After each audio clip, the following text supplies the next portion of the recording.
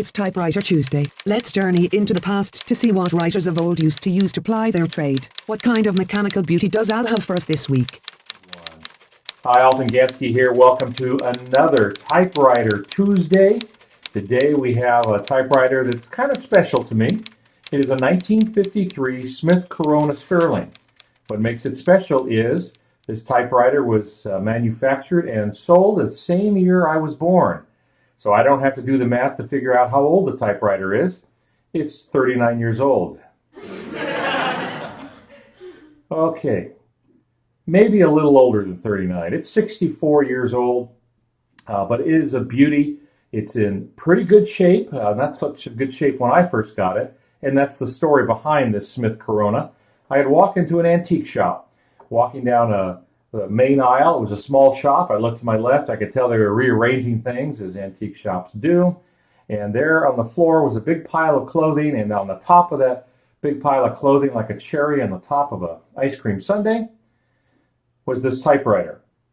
Now, I will admit, it's the first time I've ever picked up a typewriter that was just thrown in with the dirty laundry. But I took a look at it. It intrigued me, and I took it to the front to examine it. Now, there's several things I look for when I go to buy a typewriter. I don't look for perfection because many of these are just far too old, and I've yet to find a typewriter still in the box. Some people have done that, and I'm very envious of them for that, but not me. So I took a look at this Smith Corona Sterling typewriter, again from 1953, and it just wasn't working at all. What had happened was it belonged to one of the people who worked there, probably one of the owners, and when they were doing the rearranging, she decided she wanted to sell her old typewriter that she had hanging around the house for a long time, brought it in and dropped it on the pile of clothing. Well, what that did was it messed up all the linkage beneath the typewriter. And you're not going to be able to see a lot of this, but Smith Corona used a rather unique way of tying the type bars, the things that go up and hit the platen, the roller at the top, so that they could be removed and reattached. Well, that's great for repair, but it's lousy if you're going to be throwing your typewriter on the top of a pile of clothing. So roughly half the keys did not work. And so they asked if I wanted to buy it, and I said, half the keys don't work. They told me what they wanted for it. I frowned. They said, okay, well, how about $15? Well, $15, you could buy a typewriter just for the parts, so I thought, I'm not risking too much. And it took me quite a while, but I was able to get all the things reattached as they should be, and the typewriter works pretty good.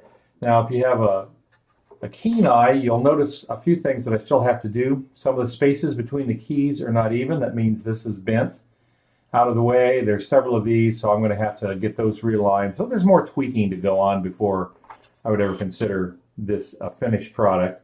But nonetheless, I got it to the point where I could use it if I wanted, and that makes me happy. The color is, at one and the same time, bland and intriguing. It doesn't distract you from the work and the page. It almost has a purple hue to it, which you're not going to see under my video lights here. It looks really more brown with just a touch of plum or something to it. I don't know why, because I don't think they made one that color. It is a matte finish typewriter, which means it's not very smooth. It's got a texture to it, which is fine. Also means it's not reflective. Some of the older typewriters were done in a high polished black, look fabulous. They clean up nicely, but they can reflect light. So if you're one of those people that has to have a lot of light, you can get a little bit of reflection off them, though the black tones that down. Plastic keys, because this is after World War II now, so we're into the plastic keys. Lovely hunter green. Same thing with the knobs. Great use of the typewriter. Now, if you've been following Typewriter Tuesday for a while, you'll see that kind of looks like the Silent Super that you talked about a few episodes back, the one with the 3 stripes on it, which is just an excellent, excellent typewriter. It is largely the same typewriter. Not quite. There's a few other things to it. The Silent Super, you have to go back to watch that video, which you can do on YouTube or on my blog site, altongansky.com, and then you click on the blog link. and you can see the previous shows, and you can see the differences there. This, however, is still a great, great typewriter. It has a nice paper bail, which I very much appreciate. They're better than the paper fingers that you've heard about in the previous episodes of some typewriters. Some typewriters have both. If you have this, you really don't need the paper fingers. These will keep the paper right where you want them to be. One of the things that this has that became popular for quite a while is this little ring to the side of the rubber portion of the platen. The platen is this roller here, and it is a marked portion of the cylinder that helps you know when you're getting to the end of the paper. That's always been a problem for typewriters, and by typewriters I mean people who do typing. We really call them typists now. They were initially called typewriters. The machines were called something else early on. Then the term typewriter came to mean the machine, not the typist. In the past, they've used these supports. Usually it's just a single one, and that would be graduated. You'd be able to line it up, your paper, with that. When the top of the paper got to a certain point, you knew you had about an inch margin at the bottom. That worked pretty well. This one works a little differently. You put your paper in based on its size, and there's numbers here, 9, 10, and if you're using 8.5 by 11, you stop there. You put your paper in, and you roll it up in there. And when you get down towards the bottom, you look at the left side where the numbers are in red, and you can stop at 2 inches from the bottom, 1.5 inches from the bottom, and 1 inch from the bottom. Works very, very well. It takes a little practice to use. It has what you would expect for a typewriter of this age, and for a basic typewriter, no number 1 key, therefore no exclamation mark, though some typewriters did add an exclamation mark on another key.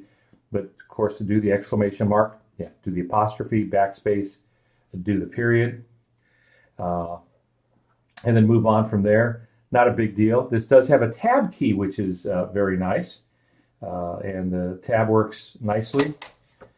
Simple touch and moves it right along. Doesn't slam too hard, which just is very disconcerting because you think it's going to fly off the end. Very useful and easy to reach. Return lever. It has, again, the paper bail, as you would expect. It has both sides. Not every typewriter did that, but left-hander people and right-handed people will be happy to know this one has the carriage release on both sides. Margin settings, very easy to do. Right here, simple push, and you just reposition, and there you go. And it pops up and you're done. It also has a way of releasing the carriage, or really releasing the roller, by pulling this tiny little lever over here forward, and then it freewheels. It doesn't have the ratcheting.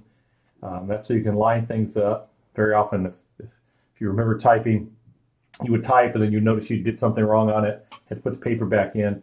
It's hard to get it positioned perfectly, so you're allowed to just freewheel it this way, that free rotation, push it back, and it's back to the ratcheted portion. You can also do it by pulling this out. This little lever here, this little button over here, you can pull that out. It does basically the same thing, and you can close that up. Ribbon reverse lever, nice and up front where it should be, and it has the 3 color choices. Really, you get 2 color choices in a stencil. It has the black or the blue at the top. The middle, the white, is for stencil. I know when I was in grade school, they used to type these stencils out and then run them through a mimeograph. The paper always smelled funny when you got it. And then red at the bottom. So all of that works quite well. It's a fun little machine, unassuming. The keys are very nicely spaced when they're all lined up, but they are very nicely spaced, and they're dished just fine because you want to type with the edge of the ball of your finger, not the end of your finger, but the ball of your finger. That's the correct way to type, and you can feel where that's supposed to be. Works just great. Under the lid, fairly clean, tight basket. is nice. Everything about it really just works. Here is where the tension control is, down on the bottom left, down in here. So you can set it from low, which is a setting of 1, and up into high, about 10 steps up from that, depending how mighty your fingers are. And it really doesn't come down to how mighty all your fingers are. It's usually the little finger operates the A and the like. Everything about it I like. It is clean. I like the two-pronged paper support. Paper tins on the single ones to fold around the back, droop around it. Made in the U.S. Little slot here is when it goes into the case. There's a metal piece attached to the bottom of the case, and it slides in, positions it for you, keeps it from tipping over. Well, there it is. It is the 1953,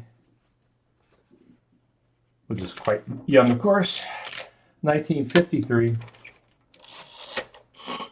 Smith Corona typewriter. The quick brown fox. Jumps over the lazy dog. You've probably heard that a few times. You may not know why typists type that. And the reason is it uses every letter of the alphabet. So you can check how the keys are working. Usually you do it both in all uppercase, and then all lowercase, and then mix them up, and you can see if they're all lined up. So once again, this is Alton Gansky. Welcome to Typewriter Tuesday. We'll have some more interesting stuff for you in episodes ahead. Visit my website, if you would please, altongansky.com, or if you watch this on YouTube, a thumbs up is always nice. Very much appreciated. And I hope you enjoyed looking at this Smith Corona, the get down to business typewriter. Bye for now.